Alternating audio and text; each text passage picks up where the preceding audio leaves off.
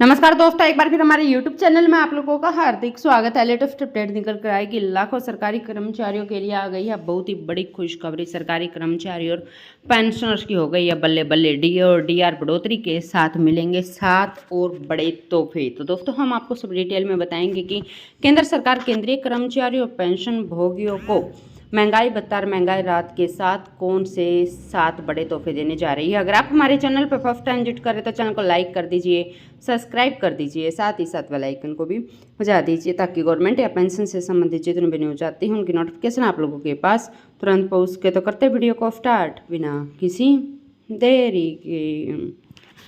दोस्तों केंद्र सरकार के कर्मचारी और पेंशनर्स के लिए अच्छी खबर है। सरकार जल्द ही महंगाई भत्ते और महंगाई राहत में बढ़ोतरी का ऐलान करने जा रही है। इस बढ़ोतरी के साथ कर्मचारी और पेंशनर्स को कई और भी लाभ मिलने की उम्मीद है।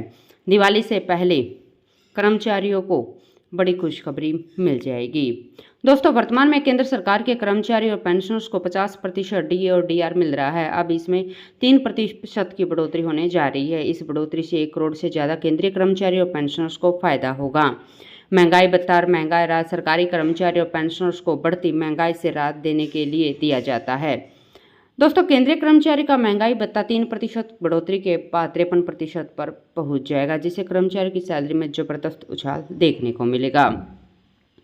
सरकार आमतौर पर जनवरी और जुलाई में डीए और डीआर में बदलाव करती है, लेकिन इसकी घोषणा कुछ महीने बाद ही की जाती है। इस बार जुलाई 2024 से लागू होने वाले महंगाई भत्ते की घोषणा अक्टूबर के लास्ट तक हो जाएगी। पिछले साल भी अक्टूबर के पहले सप्ताह में यह घोषणा की गई थी।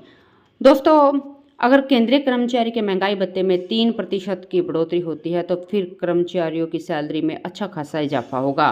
18,000 रुपये बेसिक सैलरी वाले कर्मचारियों को 540 रुपये प्रति माह का फ़ायदा होगा। 30,000 रुपये बेसिक सैलरी पर 900 रुपये का फ़ायदा होगा।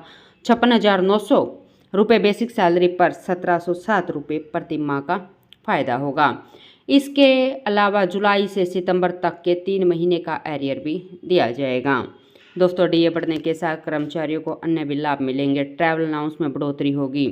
दोस्तों मकान किराया भत्ते में बढ़ोतरी होगी। ओवर टाइम अलाउंस में इजाफा होगा। बोनस में वृद्धि होगी। बोनस की गणना में डीए को शामिल किया जा सकता है। दोस्तों सेवानिवृत्ति पर मिलने वाली ग्रेजुएटी की राशि में बढ़ोतरी होगी।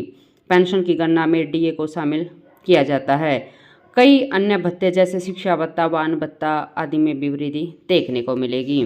दोस्तों डीए में 3% की बढ़ोतरी से सरकारी खजाने पर लगभग 13,000 करोड़ रुपए का अतिरिक्त बोझ पड़ेगा, लेकिन इससे कर्मचारी की क्रय शक्ति बढ़ेगी और अर्थव्यवस्था को गति मिलने की उम्मीद होगी और त्योहारिक सीजन में यह बढ़ोतरी बाजार में मांग बढ़ाने में मदद साबित करेगी।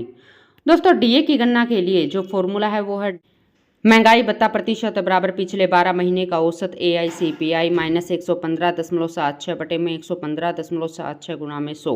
इस फॉर्मूले में 115.76 आधार वर्ष 2001 का AICPI है। हाल के आंकड़ों के अनुसार डीए 53.36% पर पहुंच गया, इसलिए सरकार 3% की ही बढ़ोतरी करेगी।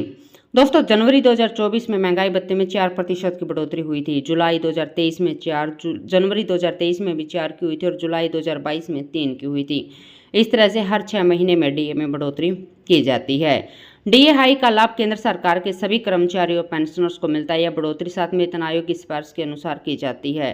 डीए हाई की घोषणा आमतौर पर केंद्रीय मंत्रिमंडल की बैठक के बाद की जाती है। इस बढ़ोतरी का लाभ कर्मचारियों के प्रोविडेंट फंड और पेंशन पर भी पड़ता है। डीए हाई का लाभ रेलवे, पोस्टल और डिफेंस के कर्मचारियों को भी मिलता है। तो दोस्तों आज के लिए इतना ही। मिलते हैं नेक्स्ट वीडियो में, तब तक के लिए जय हिंद, जय भारत।